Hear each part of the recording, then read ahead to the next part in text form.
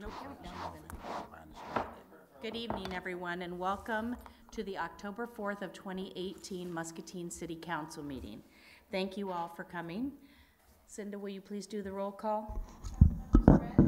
Present. Harvey. Present. Brockert. Present. Saucedo. Present. Brackett. Fitzgerald. Present. Malcolm. Present. 6 present, 1 absent, Your Honor. Thank you. Will you please join me in saying the Pledge of Allegiance? I pledge allegiance to the flag of the United States of America and to the republic for which it stands, one nation, under God, indivisible, with liberty and justice for all.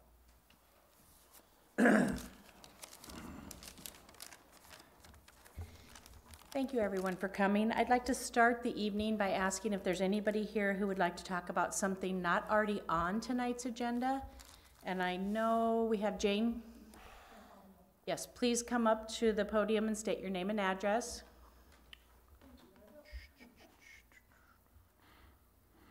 Good evening. My name is Jane Doffelt, and I live at 2223 Fifth Avenue, Muscatine. And I'm here on behalf of a citizens group that it's to keep the Pearl of the Mississippi tagline. We've been working since the end of July. I'm going to read a letter from Ann Lene. She is a member of our group, but she will not be able to be here and probably won't make it next week either.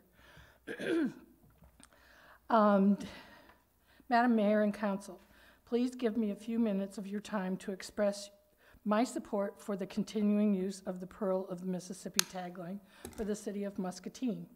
I understand that fresh ideas and updating of marketing tools are vital to moving forward as a community. I support that. As we continue to invest in our city, our recreational facilities, our infrastructure, and our schools, we must also invest in ways that we present ourselves to future visitors and residents. I have included examples of the New York City's various uses of their infamous Big Apple logo. We can see that the various changes, but there's also, it builds on a solid and recognizable image. I suggest that the Pearl of the Mississippi is also a solid and recognizable description of the city. In addition, it builds on the unique history of ours alone. That is a powerful foundation. Marketing is all about recognizing and repetition. I believe that abandoning our Pearl of the Mississippi identifier would be a loss for years of efforts of branding. If we take, again, as many years to establish a new identity or tagline and logo, it would be very long. I digress a moment to point out that after reviewing the North Star PowerPoint presentation to introduce the new logo and tagline, I've noticed several interesting pages. While this has been presented as a unique creative process to provide products for Muscatine, that is not entirely the case. Mount Pleasant has an identical banner pictured in their PowerPoint, but theirs says, where the work is pleasant, where the play is pleasant, etc. As has been noted, North Star also consulted for Cape Girardeau, Missouri, also on the Mississippi, and their unique tagline, where the river turns 1,000 tales. While that is fairly non-specific, where the river takes a turn for the better is even less so. Muscatine can and should remain the Pearl of the Mississippi, with a fresh take on the concept that bridges our history to today and tomorrow, but consider preserving the history while we also bring in the new. Thank you for your time, Ann Lene. And I'd like to conclude that communities our communities seem to have been sold a boilerplate for creating a branding image. And I also referenced that Cape Girardeau. I want you to continue to improve on the amenities, because the millennials, and I believe those are the people that you're trying to attract, They go where they want to live, not because of the job that they're given. Most of the time, they'll find a job in the city that they want to live in. Make Muscatine an exciting place, rich in culture and entertainment and great jobs, and they'll come. Thank you, Jane. Did you say you had some packets you wanted to leave? Yeah, Bob's got those. Okay. And I know you know, but for the folks at home, we will be talking about this topic next week at the in-depth meeting. Yes, and we'll be back. Yes. Thank you. Your Honor? Yes. One more point of information as well. Yes, it'll be on next week's agenda. And then, just as a point of clarification, Pearl of the Mississippi is not the city's tagline. It does not belong to the city. It is the Chamber's tagline. It belongs to the Chamber. The city doesn't have any control over the use of that tagline. Please state your name and address. Good evening. My name is Robert Miller, and I live at 2436 Sunflower Ridge in Muscatine. I've lived in Muscatine for 48 years, operated an insurance business in the downtown area for that length of time, except for 10 years of retirement. And I had a great day today. And my great day was because I caught that nasty mole in my backyard. There you go. So, and I'm sure everybody's going through that same kind of thing. But I moved to Muscatine in 1970 for two reasons: my job and a career, and secondly, to get out of Kansas City and the big city life. I had lived in a smaller city and experienced the benefits and the quality of life. So after experiencing the big city life where you line up to do everything, we had the opportunity to move to Muscatine, and it was the best move of our life. I did not move to Muscatine because of a tagline or a logo. Absolutely had nothing to do with my move to Muscatine.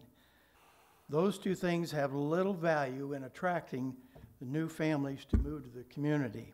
This is confirmed in the research reports that have been done by the consultant that the stakeholders have used. My main reason for being here tonight is to read a letter similar to what Jane read, but this is from Bill Trent. And he served on the council for 8 years, hospital board for 10 years, on the chamber board and many other community boards and organizations. Here's his letter. I love Muscatine and always strive to help make it a better place to live, work, and play.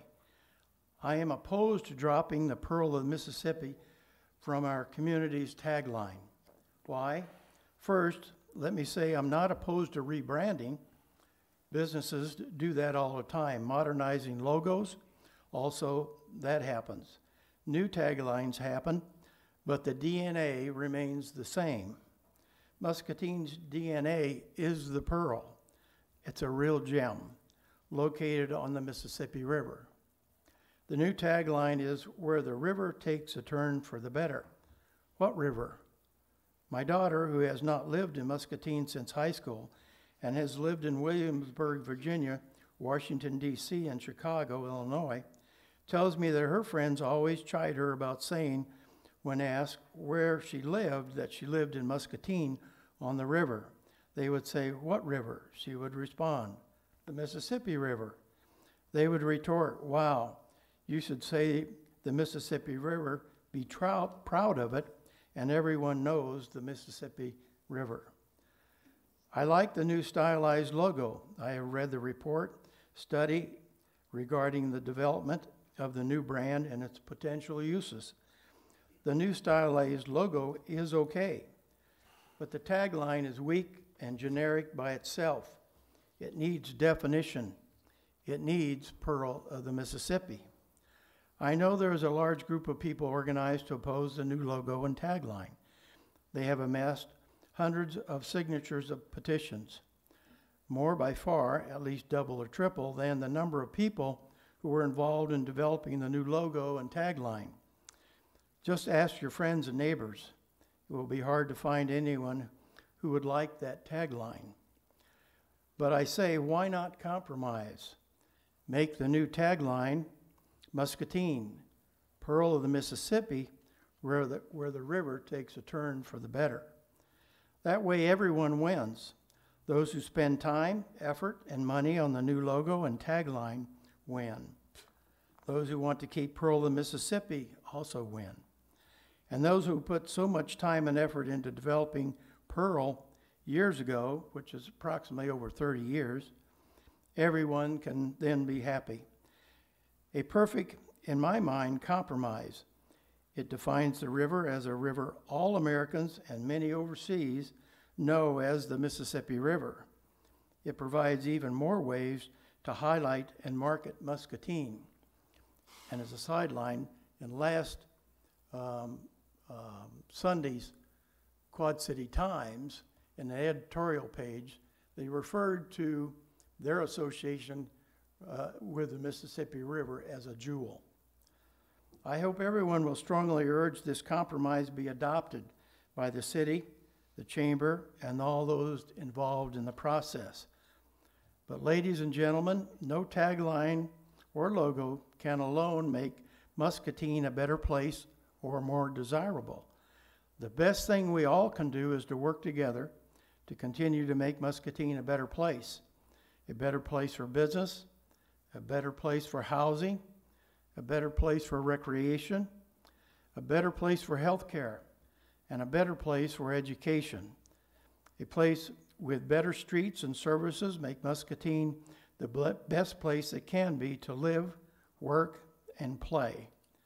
The word will get out, and we can continue to be proud of Muscatine as our community, a jewel, a real gem, Pearl of Mississippi. Thank you, Anyway, Mr. Miller. that's the letter from Bill Trent, and we have a packet of information that we'd like to give each council member in regard to some correspondence and other information to read before next week's council meeting. So we'd appreciate your diligence in reading the information so that you get a full idea of what's going on in our campaign to retain the Pearl of the Mississippi. The Pearl of the Mississippi, the History Museum, the Pearl Button Museum, is the #1 attraction in Muscatine of out-of-town visitors. Thank you, Mr. Miller. You can hand those to Councilman Spread. Thank you. Is there anyone else? Hearing nothing, we're going to go ahead and move on. We're on the consent agenda. The following items are considered to be routine by the City Council and will be enacted by one motion. There will be no separate discussion of these items unless a council member so requests, in which event the item will be removed from the consent agenda and discussed and considered in its normal sequence on the agenda. Is there a motion to approve tonight's consent agenda, which includes items 6A, items 9A through B, items 12A and B, and tonight's bills totaling $1,709,063.30? So moved, Your Honor. Second. Second. We have a motion by Councilman Spread with a second by Councilman Harvey. Is there any discussion? All in favor say aye. Aye. Opposed? The motion carries with all ayes. Now we're going to move on down to number 7. We do have a public hearing tonight, and it concerns the approval of the plans, specifications, form of contract, cost estimates, and establishment of a bid opening date for the high-strength waste receiving station project. Prior to any formal action by council, a public hearing is required. Now is the time for the public to comment. Hearing nothing, do I have a motion to close? So moved. Second? Second. We have a motion by Councilman Harvey with a second by Councilman Saucedo. All in favor say aye. Aye. Opposed? The motion carries with all ayes. We're on number 9, and we have a couple of proclamations tonight. The first one is Indigenous Peoples Day. Whereas the indigenous peoples of the land that would later become known as Muscatine have occupied these lands since time immemorial, And Muscatine is built upon the homelands and communities of the indigenous peoples of this region, without whom the building of the city would not be possible. And whereas we value the many contributions made to our community through indigenous peoples' knowledge, labor, technology, science, philosophy, arts, and the deep cultural contribution that has substantially shaped the character of Muscatine. And whereas the city opposes racism towards indigenous peoples of Muscatine or any Iowans of any origin, and honor our nation's indigenous roots, history, and contributions. And whereas Indigenous Peoples Day was first proposed in 1977 by a delegation of Native nations to the United Nations sponsored International Conference on Discrimination Against Indigenous Populations in the Americas. And whereas the city of Muscatine joins a growing number of cities that have recognized the second Monday of October as Indigenous Peoples Day, creating an opportunity to promote appreciation, tolerance, understanding, friendship, and partnerships among Indigenous people and all Muscatine residents. And whereas the city of Muscatine will observe Indigenous Peoples Day on October 8th of 2018 as an opportunity to recognize and celebrate the history, culture, and contributions of Indigenous peoples in our community. And whereas it is fitting for parents and their children, educators, businesses, and other members of the community to join the celebration in an effort to build community and understanding between Indigenous peoples in the community and all other Muscatine residents. Now, therefore, I, Diana Broderson, Mayor of the City of Muscatine, do hereby proclaim October 8th of 2018 as Indigenous Peoples Day in the City of Muscatine. And I would like to ask Danny Zumwalt to please come up to the podium and accept this.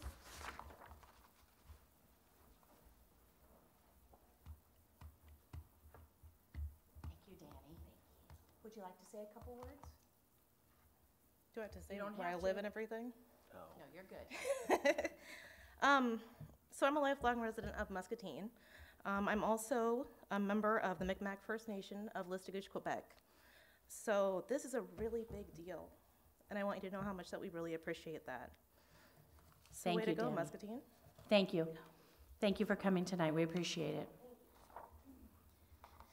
The next proclamation that we have is for the Crop Hunger Walk, ending hunger one step at a time. Whereas at the end of World War II, many people wanted to share our country's abundance with European war victims, and Church World Service and CROP's first purpose was to gather wheat and other crops from U.S. farms for shipment to Europe. And whereas today, locally organized Church World Service-sponsored crop hunger walks are an important part of community life for more than 2,000 towns and cities in the United States, bringing together people of different faiths, diverse cultures, and all age groups.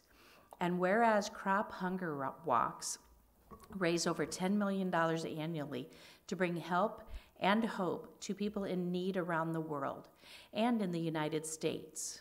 And whereas each year, crop hunger walks help more than 1,918 local food pantries, food banks, and meal sites in the United States provide food to neighbors in need, including our own crop hunger walk here in Muscatine. Whereas the annual Crop Hunger Walk will be held on October 7th of 2018 to help our community become aware of and concerned about hunger and its causes. And whereas the Crop Hunger Walk will raise funds to help stop hunger, both locally and globally, now therefore I, Diana Broderson, Mayor of Muscatine, do hereby proclaim October 7th of 2018 as Crop Hunger Walk Day in Muscatine and urge the citizens of Muscatine to support this Crop Hunger Walk. Deb Hughes, would you like to come up? I'm Lynn Kelly. Deb couldn't come tonight. But Thank you very much. Thank We you. invite Thank you. anybody who would like to walk to come down Sunday afternoon to the shelter by the playground. We're hoping for weather like today. On the riverfront, On the right? riverfront. All right, Yep. thank you. very much.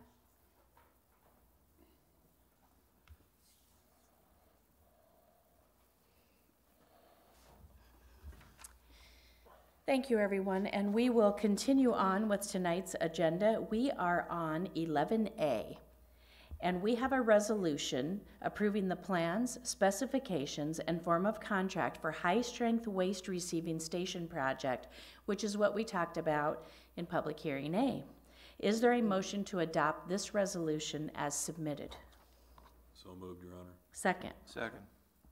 We have a motion by Councilman Fitzgerald with a second by Councilman Spread. Is there any discussion? I just had one comment that I mentioned earlier in regards to the schedule for this is gonna be coming up, you said in October for the proposed bids. Correct, yes. If we could possibly get some plans to view some of the drawings, Yep.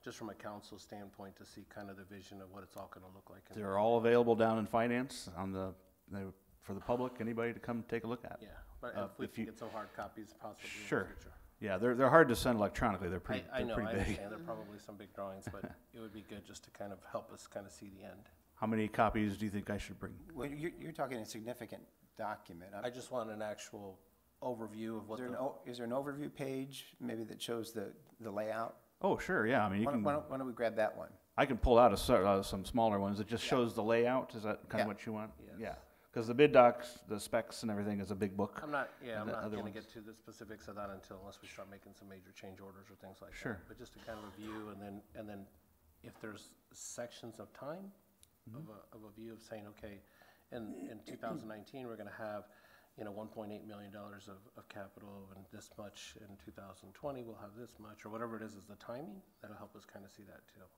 Just wanted me to bring something to show on the screen I don't need that. next? You could probably No? just email it. Probably just the layout. Okay. Send- I'll leave some, I'll make some copies and put some in everybody's. Because I know we've been planning on this, we've talked about this throughout many budgets of years, now we're finally getting into it. Some of the Yes, outside finally. numbers do not see that. And some of the things that when we first started was really high end for me, and it was kind of new. This is new, actually going down to the waste side as well too, so I think it would be good just to kind of refresh me and Sure. help me see it. Absolutely. Thank you, John. Yeah. Thank you. Hearing nothing else, Councilman Malcolm, how do you vote? Aye. Councilman Fitzgerald? Aye. Councilman Spread? Aye. Councilman Harvey? Aye. Councilwoman Brockert? Aye. Councilman Saucedo? Aye. The resolution is adopted with all ayes. We're on 11B. Presented for City Council's consideration is a resolution setting a public hearing for November 1 of 2018 at 7 p.m. for the consideration of expanding the urban renewal area to include the current city limits and the addition of the NPSW Enterprises new housing development project to the urban renewal plan. Is there a motion to adopt this resolution as submitted? So moved. Second. Second. We have a motion by Councilman Harvey with a second by Councilwoman Brockert. Is there any discussion? Councilman Spread, how do you vote? Aye. Councilman Harvey? Aye. Councilwoman Brockert? Aye. Councilman Saucedo? Aye. Councilman Malcolm? Aye. Councilman Fitzgerald? Aye. The resolution is adopted with all ayes. We're on 11C. Presented for City Council's consideration is a resolution deleting property from the current urban renewal area.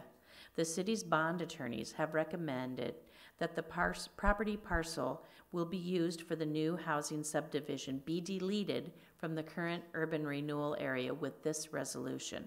This recommendation will then allow this area to have the full maximum of TIF allowed of 20 years when it is added back into the urban renewal area. This will be done with the approval of the expanded urban renewal area after the public hearing on November 1. Is there a motion to adopt this resolution as submitted? So moved, Your Honor. Second. I'll second it. We have a motion by Councilman Spread with a second by Councilman Malcolm. Is there any discussion? I just had one question for Andrew. Well, Andrew's coming up, just a heads up, this is something new that you'll likely be seeing with agreements going forward, based on current interpretations of new law. So we're going to take a little bit more in-depth look at our urban renewal area, which I believe it was 8 or 9 years ago.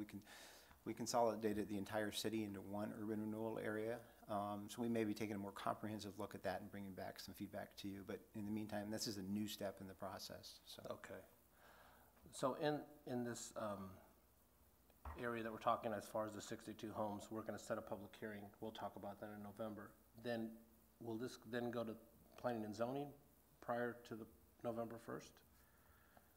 Mayor, council, so in order for them to move forward with the development, there's 2 steps they need to do.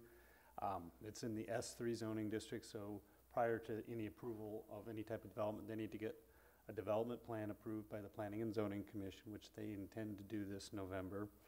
And then the other step that they'll have to do is the subdivision plating process, which goes through the Planning and Zoning Commission and then ultimately through you and the council. So then we would have it then after that. It would likely be in November. Okay. And just as a point of clarification, 2 separate processes, planning and zoning, tax increment financing is solely with council. Yes.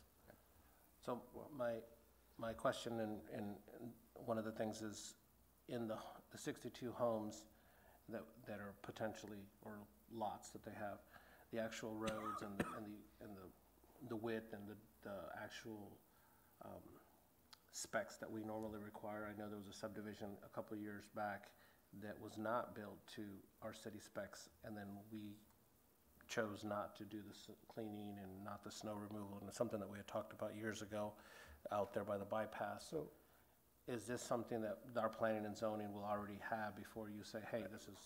Right. So probably what the one you're referring to is Aspen Villa, which is a condominium development off Tipton up by the bypass. Yes. The developer, they chose to develop that as private streets. This one, the proposed development would not be, for this type of development, they wouldn't be eligible to under city code, nor have they even considered it. So because they're going to develop them as public streets, which at the end would be then dedicated to the city, they'll be built to all relevant city standards. And that will be built by them? Yeah, they build it, then at the end of the project, it's inspected by the city engineer. The city engineer then writes a memo, and then it's taken to council to accept them as the streets and sewers as public infrastructure. Okay. And that's where the TIF comes in as well to help pay for the increased infrastructure costs. Perfect. Okay, that's all I have. Are you good? Yes. Thank you, Andrew. Hearing nothing else, Councilman Spread, how do you vote? Aye. Councilman Harvey? Aye. Councilwoman Brockert? Aye. Councilman Salcedo? Aye. Councilman Malcolm? Aye. Councilman Fitzgerald? Aye. The resolution is adopted with all ayes. We're on 11D. Presented for City Council's consideration is a resolution approving local match for TAP funds and maintenance assurance for the West Side Trail Project. The Public Works Department is applying for a TAP fund grant through Bi-State Regional Commission, and this grant requires a local match of 20% and the assurance from the city that it will maintain the said project for a minimum of 20 years. Is there a motion to adopt this resolution as submitted? So moved. Second? Second. We have a motion by Councilman Salcedo with a second by Councilwoman Brockert. Is there any discussion? I have a minor question. Do we know how much money this is? The 20%, and do we have a guesstimation of how much money we're talking here? It was in the attachment, I believe. I'm looking at You're that. looking at it and you're not seeing it. I read it somewhere. I don't see a dollar amount, I just see a 20% number. That's why I'm asking, how much money are we talking? Mayor, council, you're gonna have to rely on my memory for this one, so I'm not gonna give you That's scary. a complete and total guarantee that this number is right. But if I remember right, it seems to me that it is $578,000 of money in that grant. So 20% of that would be 57, and 57 would be about $114,000. And I feel somebody sneaking up on me that might have different information than that, so maybe we ought to let him I try. think we talked about it at Bi-State. That must be where I, Yes, at the Yeah. TAC. Yeah. And Mayor, Council, the West Side Trail was part of the CAT grant, so the local funding, we already secured through the CAT grant and the local contributions to the CAT grant, so it's already fully in place. I think the budgeted amount for this project is, total is $850, so, yeah, it's already been secured, the local match. Okay. Is that, are you good? Yeah. Okay, thank you. Guess I just didn't see a dollar amount. Sure. Any other discussion? Hearing none, Councilman Spread, how do you vote? Aye. Councilman Harvey? Aye. Councilwoman Brockert? Aye. Councilman Saucedo? Aye. Councilman Fitzgerald? Aye. Councilman Malcolm? Aye. The resolution is adopted with all ayes. We are on 11E. Tonight, we have presented for City Council's consideration a request to approve a proposal from Martin and Whitaker in the amount of $71,910 for the final design of the West Side Trail. Is there a motion to approve this request as submitted? So moved. Second. Second, Your Honor. We have a motion by Councilman Saucedo with a second by Councilman Fitzgerald. Is there any discussion? All Just in- a quick oh, go ahead. question, Your Honor. How long will it take these plans to be drawn up and ready for folks to look at? I never understand why you guys always choose to sit on that side. Mayor, it's more dramatic that way. Oh, that's true. You can make an entrance. Do you really want the honest answer to that? That's not on camera over there very Well, often, yeah, there so you go. Stay off of camera. Okay. When? How long? Yes. This is anticipated that the design will happen over the winter and it will go out to bids in the spring. Okay. Okay. I had one of the property owners next to it that was asking questions last night about her privacy fence, where she's going to be able to place that, and then any retaining walls that would be put in as well. So that's along Hauser? It's along Lucas. No, you're right, it is Hauser. Okay. So along Hauser there. We've had a on-site little public walkthrough out there, and I think we talked we talked to everybody, at least I think we talked, it seemed Yes. like we talked to everybody out there. But if anybody has any questions about it whatsoever, send them my way. We can address it specifically. I mean, if there's, I don't really seem to remember any retaining walls out there that we're gonna have anything to do with, but. Okay, we There's- won't be installing any? Yes, but they'll be like on the hill portion of Hauser, where Hauser goes from Lucas down to Hershey. Right. There probably will be some along that route. Okay, I'll have her call you. Okay, very good. So Jim, Thank you. if you're saying that we would get the plans next spring, Yes. we probably would be taking a full year to build. It would take all of next summer, yeah. So then sometime in 2020, the trail would be done. I would suspect that at the end of the construction season in 2019, it would be done. That would be my expectation. We still have one wild card in that. Everything seems to be okay. Everything is fine. Everything looks like it's going to go this way.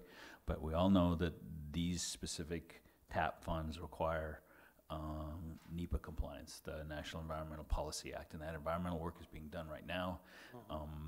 And the information is being shared with the different entities. And if anything were to come about from that, that could throw a huge wrench in that schedule. Okay. Let you know if anything comes back, though. Yes. You'll be the Perfect. 2nd through 9th people to know, yes. Thank you, Jim. Thank you. All right, thank you. Hearing nothing else, all in favor say aye. Aye. Aye. Opposed? The request is approved with all ayes. We're on 11F. Presented for City Council's consideration is a request to approve the issuance of a purchase order in the amount of $21,719.04 to TAPCO for the purchase of 3 rapid rectangular flashing beacons for the Hauser Street parking expansion and athletic field grading project. The project budget included funding for these beacons. Is there a motion to approve the request as submitted? So moved, Your Honor. Second. Second, Your Honor. We have a motion by Councilwoman Brockert with a second by Councilman Malcolm. Any discussion? I have a minor question, technical question, technically. According to the attachments that we got, do we have any people here? I don't, That's a question. I need to know, is this going to be solar powered? Because according to the thing they have on here, they have a battery, so I'm guessing this battery is a bag up in case there's not enough power in a solar cell. Mayor, council, there is a battery, the solar panel powers that, so then it can work in the dark too, so. It's exactly. Exactly like we have on Colorado Street one on right now. Colorado, yeah. Okay, that's, I just wanted clarity, because it didn't explain that to me. I'm not technical like you. Thank you, Andrew. thank you. Andrew, Oh, go I ahead. got one, sorry about that. Is there any way that they could actually tell how many people cross? We do, Bi-State does do, we do a trail user count. We can set those appropriately when they do those. It'd be interesting because, I mean, there's so many tournaments, so many things we use that, and I really believe that this is gonna be used a lot. But it would be interesting if we could somehow in another year come back and say, hey, this thing had 25,000 people that crossed one way or the other. You're talking about people crossing Hauser Street? Yeah. That wouldn't work, they would, Not the talking cars, trail I'm talking count isn't actually gonna Well, people no, get that. But no, Over where this is the gonna be at. devices they can use, we can talk to Bi-State when they come Okay. down and do the trail count for us again to see if we can. It would just be interesting to be able to use, I mean, the cost for this is well valued, and we're putting some overpass or something to that effect, but I think it would just be wondering, from my perspective, for a council to know how many pedestrians are we actually having cross this area? We'll want to do that after the grass is set and after it's open fully. Yeah, Well, correct, yeah, after we have of everything course. open, I'm talking to you maybe a year from now. Right, it's But I'm probably just asking if gonna this, be at least a year, if yeah. this type of a device could somehow have a way of saying, okay, yeah, we had, 10,000 people that use this. Money well and- spent. Yeah, that's what I'm after, Sure. return on our investment. Absolutely. That would be an interesting number. We can look and see if there's a technical way to get that done. Thank you. Thank you. Hearing nothing else, all in favor say aye. Aye. Opposed? The request is approved with all ayes. 11G, presented for City Council's consideration is a request to approve the submission of a grant through the Department of Homeland Security for new self-contained breathing apparatus PACs. This grant would require a 10% city match of $29,244. Is there a motion to approve the request as submitted? So moved. Second. Second. We have a motion by Councilman Saucedo with a second by Councilman Spread. Any discussion? Yeah, I have one question. Okay. Jerry, I remember something like this before. Is that last year's request that we didn't get? Is that what I'm kind of remembering? Yes, that is correct. I was here in January and asked to apply for the grant. So we got our denial letter like 3 weeks ago. So it opened back up again. So there's a small window. And so we would like to try again. It's very, very competitive. There's $345 million available for fire departments across the United States, but everybody, pretty much every fire department applies and tries to get something, so it's very competitive. But the idea was we knew we were going to have to replace these packs in 3 years. It will go through the normal budgetary process, but what I wanted to do was save the city money, try to do a grant for 2 to 3 years prior to asking for it. So I would rather pay 10% for the SCBA packs and pay the full 100%. So we'll try again, and if it doesn't work, then we'll try 1/3 time, and then after that, they'll hit their end of life, and we'll have to replace them. So I'm trying to get them through a grant. That may be answered my question. I'm paraphrasing now that if this one fails, then we run in jeopardy of not being able to get another one. Was that simply because we'll have to be replacing packs before we could? Yeah, Really? three more years. So I'd have 2 more opportunities for a grant, and then that third fiscal year, I would have to put it in the budget, because then you would have to wait till after July 1st, and they would hit their end of life. It's not because the grants go away, it's just that they would no longer meet our time schedule for Right. Yep. replacing the Scopus. Thank you. Thanks, Chief, and thanks for starting early. Trying. Yep. Any other questions, comments? Hearing nothing, all in favor say aye. Aye. Opposed? The request is approved with all ayes. We're on 11H. Presented for City Council's consideration is a request to approve the issuance of a purchase order to Carriage House Carpet in the amount of $5,828.66 for the replacement of carpeting in the police department offices. There was $4,300 budgeted for this purchase. The difference will be funded from the overall capital outlay allocation in the building and grounds budget, with other purchases coming in under budget. Is there a motion to approve the request as submitted? So moved. Second. We have a motion by Councilman Fitzgerald with a second by Councilman Saucedo. Any discussion? I think that this was the one that I had a question about the bidding. Yes. Mhm. And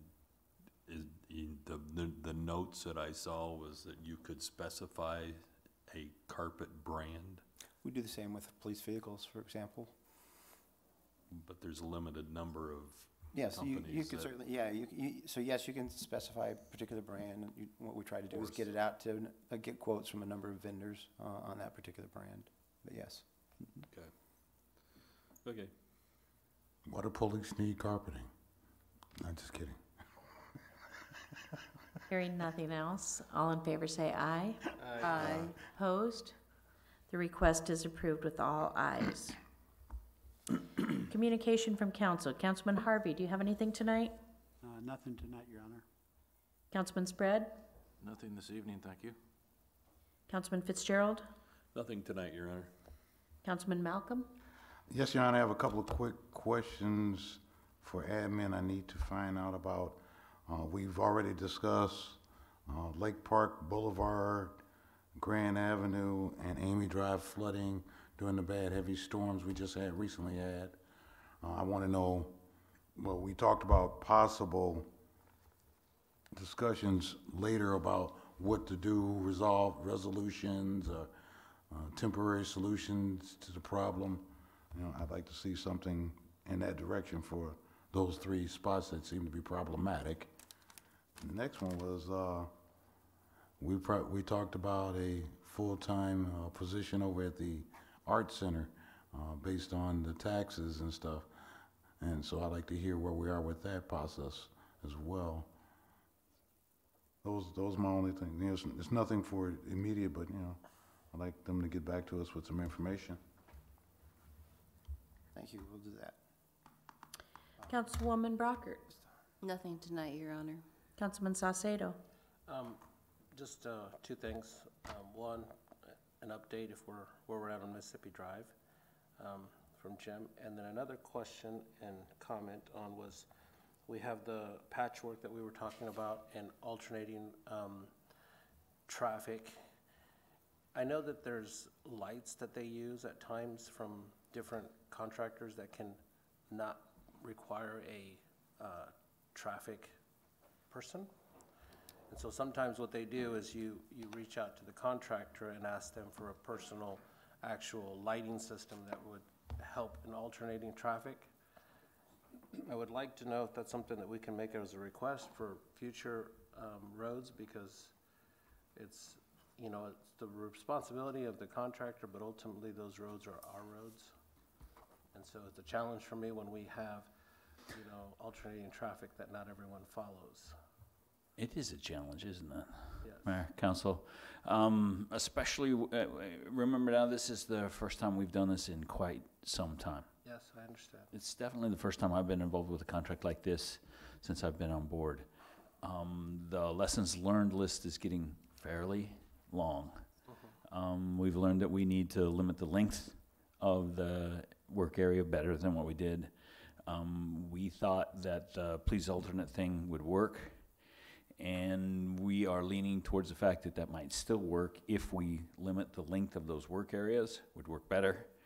But certainly use of a set of temporary traffic signals, But you I follow think them, is yeah, what that- you're talking yes, about. Yes, the Yeah. temporary traffic signals that the contractor that actually owns them or rents them, Yeah. depends on what they have, and then those will automatically turn on as vehicles come. Right. And then they can be controlling the system versus actually having a flagger. Yeah. And- Yes. And My request is we reach out to All American Concrete or whoever it is that we have for the future, says we start doing this next year, because I'm hearing nothing but good comments of how work and performance and what they're doing. It's just the challenge is. All the complaints are coming in right off of Stewart Road and Hauser. But they're also, you drive down some of those and it is smooth. I mean, they're very good work that we're seeing. It's just the challenges like right now where they're right on a stoplight and you're alternating traffic into incoming cars. That's an accident waiting to happen. Yep, agreed. So if we can follow up with that as a request, and then if you can give me an update on Riverfront. I was just gonna say what we can do is fire you off some information about what those might cost. If we need to put it in for the budget next year, it's something. I was just going to say, depending on what it costs to rent those, I could see the opportunity be there to make the next contract, where the contractor would then supply them for that. It's, again, now it's not gonna be next summer, but it'd be the summer after, but they could supply that as part of that, and then at the end of the contract, that equipment could become ours. So you could kind of do it that way. We've done that on a few other things, so we could look at all those options. Update on Mississippi Drive. We had a coordination meeting. We'll be brief. It will be open tomorrow. It will also be, so it'll be open to Mulberry tomorrow. Write it down, put it on the board. It's already out there. Put your hands in the air, shout hallelujah, whatever you want to do. It'll be open to Mulberry, and 2nd Street will be open to Oak. The only caveat I put with that is the Oak Street traffic signals won't be running through their normal cycle, because one leg of that, the east leg of that goes down to Dollar, will not be open, so they'll just sit on flashing. So that'll function as a three-way stop, but it'll be open. Okay.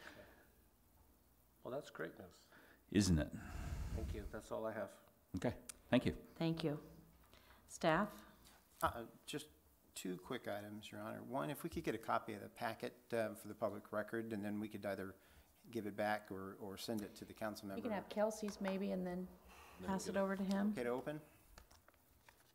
I'll open it. I don't care. Gee, this one fell open.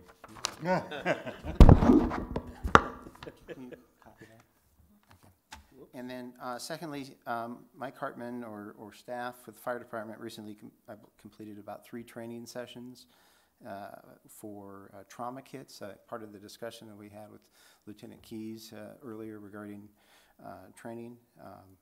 And I was wondering, he'd be available not next week, but at the next regular meeting on the 18th at 6 o'clock. Takes about a half hour, so we could do 6:30 to do trauma kit training for council members, if that's something you're interested in doing. What would be involved in the? Just it's a 30-minute presentation by Mike. Or when? The 18th at 6:30. So give us advanced warning. I am. Oh well, I mean, he is good for the 18th. So if that's good with you, we'll just go ahead and plan on it ahead of time. That's right during the business after hours. We could do 6:30, and that should be over the edge. So, does that work? 6:30 is fine with me. Yeah, 6:30. Okay. 6:30. Thank you. You put that out in an email for us? We will. And I just had a couple things. First of all, I'd like to congratulate A.W. Welt and Briscoe Insurance Company. They moved into the old Chamber of Commerce building down on the riverfront. We did a ribbon cutting this afternoon. Really nice. They've done a lot of work to it. Secondly, I'd like to remind everyone that the fire department is having an open house on Sunday from 12 to 3. You should stop out there, not only just to be able to see all of the different things, and they'll show you a gob of different stuff, but also to thank them for their service. Next, I'd like to share that if you haven't had an opportunity yet to get out to the Muscatine Art Center, there is a fabulous Alexander Clark exhibit. It will be there through February, but it's certainly something that we all need to get out there and go through. Next week, we do have our in-depth discussion. We'll be continuing the branding discussion and logo. And then I just wanted to share that today it was announced that Muscatine was the winner of the Healthiest State Initiative community program. So it was walk day yesterday, and so everybody goes on social media and puts all their pictures of, you know, different businesses and organizations and the walks that they went and did at lunch or breakfast or whenever they had an opportunity. And Muscatine won, so we were actually featured in the Healthiest State Initiative piece and won some congrats from some of my bi-state commissioner friends. So kudos to all of Muscatine for that and all the work that they're doing. We don't have anything else on tonight's agenda, so do I have a motion to adjourn? Your Honor, Yes. real quick, sorry to interrupt. It's a joint open house, police and fire, Okay. this weekend. And sheriff. All right. At the Public Safety Building. Thank you. Motion sorry. to adjourn? Yes. We're adjourned. Don't go see the police, go see the firemen.